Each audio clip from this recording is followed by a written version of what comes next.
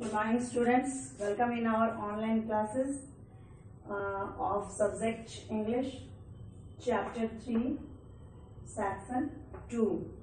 This is the video session for class 6, and in our today's video we have a new chapter which gives you some excitement about this particular story, which is written by Joan Wish.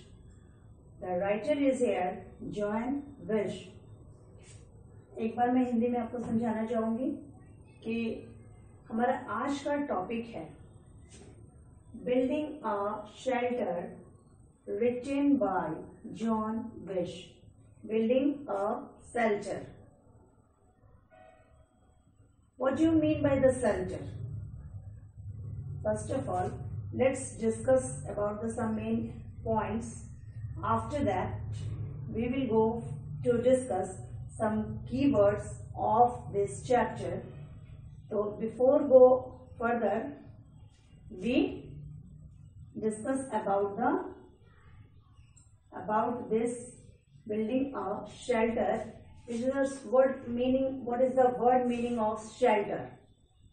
Students, जैसा कि आप लोग जानते हैं shelter word से क्या समझ रहे हैं. आशा करती हूँ कि आप सभी को ये पता होगा कि शेल्टर मीन्स क्या होता है. Shelter, home, house. We all are in need of the shelter. Not only the human beings, but also the birds, animals, and the other insects also. सभी जानते हैं कि शेल्टर की, एक आवास की जरूरत, घर की जरूरत हम सभी को है, ना कि सिर्फ ह्यूमन बींग्स को है. कीट पतंगों को भी होती है, साथ ही साथ बर्ड्स को भी होते हैं. देखते हैं आप लोग बर्ड्स अपना नेस्ट बनाते हैं, घोंसला बना के अपने बच्चों के साथ, अपने अंडों के साथ उसमें रहते हैं. ठीक इसी तरीके से animals like cows, the shelter of the cow is called the shed. Cow के लिए शेड बना होता है. Likewise the horse in the stable, horse के लिए स्टबल होता है. ठीक इसी तरीके से हम मनुष्यों को भी शेल्टर की नीड होती है.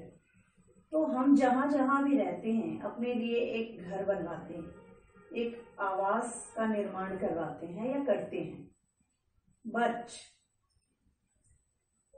जहाँ भी रहना है वहाँ घर बनाना तो ठीक है, बट कभी कभी हम कुछ अपोजिट कंडीशंस में फंस जाते हैं, in some worst conditions. And when we got the stuck in the worst condition, at that case if the night falls, how can we made our shelter in that worst condition. कभी कभी हम लोग कभी किसी बुरी परिस्थिति में फंस जाते हैं, किसी ऐसे जगह पे, अनजान जगह पे, निर्जन जगह पे, जहाँ कोई ना हो, कोई घर नहीं हो. ऐसे जगह पे कभी हम फंस जाते हैं, रात हो जाती है और हमें मतलब उस सुनसान जगह पे जहाँ कोई नहीं हो, कोई ना आता जाता हो, कोई नहीं रहता हो, वहाँ पे रात बिताने के लिए हमें एक शेल्टर की जरूरत होती है घर बनाने का. तो in that case we will arrange the temporary house. Do you know the temporary house? Previously you have read about the types of houses in EVS chapters or whatever. तो मुझे पता है कि आप लोग हाउसेस के टाइप्स ऑफ हाउसेस भी आप लोग पढ़े होंगे, आपकी जानकारी में होगी. तो इसके अकॉर्डिंग शेल्टर के लिए कभी कभी हमें टेम्पोररी हाउस की नीड होती है, जैसे कि टेंट वगैरह डाल के हम लोग कुछ समय के लिए हाउस को बना लेते हैं, हाउस निर्माण कर लेते हैं. जैसे कि जंगल वगैरह पे जाते या ट्रैकिंग पे जाते, तो उस तरीके के सिचुएशन में.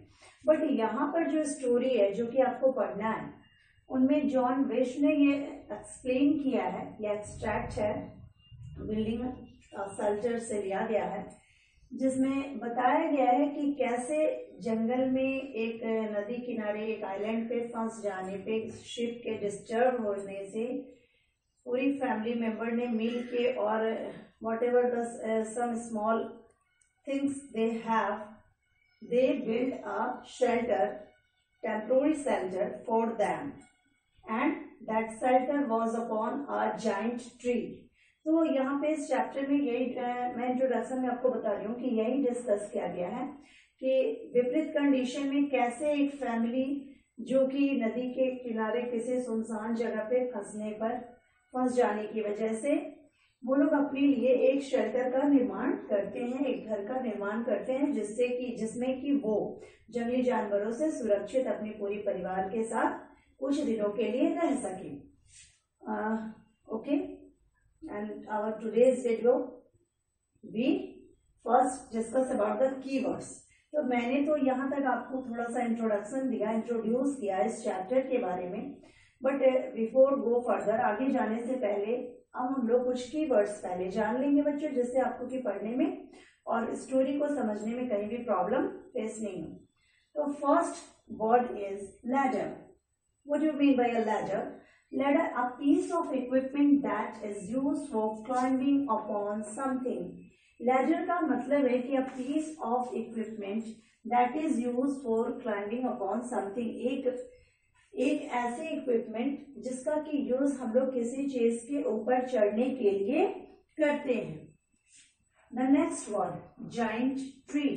Here, the giant tree, very big tree, विशाल वृक्ष। ठीक है, अब जब किसी घर का निर्माण किसी पेड़ पे करना है, स्वाभाविक है हम लोग वीक ट्री को तो नहीं सेलेक्ट करेंगे, कोई भी कमजोर सा पेड़ पौधे को तो नहीं चुन लेंगे, एक बड़ा सा विशाल वृक्ष का सिलेक्शन करेंगे। तो इसलिए यहाँ पे जाइंट ट्री का सिलेक्शन किया गया। Next, pastor. This is the pastor. It means a religious leader in certain church.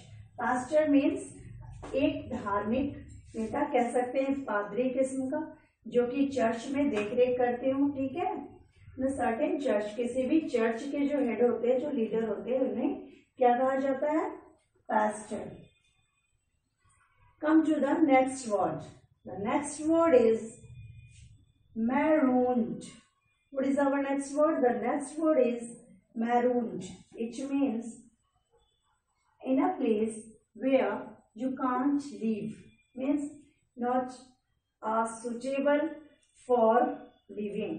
ऐसा स्थान जो कि सुटेबल रहने के लिए, सुटेबल कंडीशंस जहाँ पे नहीं है। पहले ही मैंने आपको चैप्टर के इंट्रोडक्शन में दिया था कि एक ऐसी फैमिली थी जिनका शिप डिस्ट्रॉय होने की वजह से वो लोग किसी ऐसे सुनसान जगह पे, निर्जन जगह पे चले गए थे जो प्लेस सुटेबल नहीं था किसी ह्यूमन बीइंग के रहने के लिए। Now come for the next word, that is looked in when. Looked in when, looked around but found nothing. चारों तरफ देखना लेकिन कुछ भी उनको नहीं मिला। ठीक है, तो लुक इन वेन का मतलब होता है look around but found nothing. सब तरफ देखना बट जो कुछ चाह रहे हैं, जिसके लिए चारों तरफ खोजबीन कर रहे हैं, वो ऐसा कुछ भी नहीं मिलता है। तो hope you all understand this hard words और कीवर्ड्स। तो your today's videos homework is you have to write this in your fair notebook and also remember these all words which is helpful to understand you this chapter. और hope you understand this. मैं समझ रही हूँ कि आशा करती हूँ कि आप सभी ये समझ रहे होंगे। तो आप लोग क्या करेंगे, ये सारे कीवर्ड्स को अपनी फेयर कॉपी में सेक्शन 2 चैप्टर 3 और टाइटल दे करके कीवर्ड्स पहले लिखेंगे। देयर आफ्टर आप पूरे चैप्टर को पढ़ेंगे और फिर इसका क्वेश्चन आंसर्स अपनी फेयर कॉपी में फेयर करेंगे। तो building a shelter, this is the topic and we will discuss the further story in our next video, that is the video 2 of chapter 3. This is the video 1 of chapter 3. Thanks.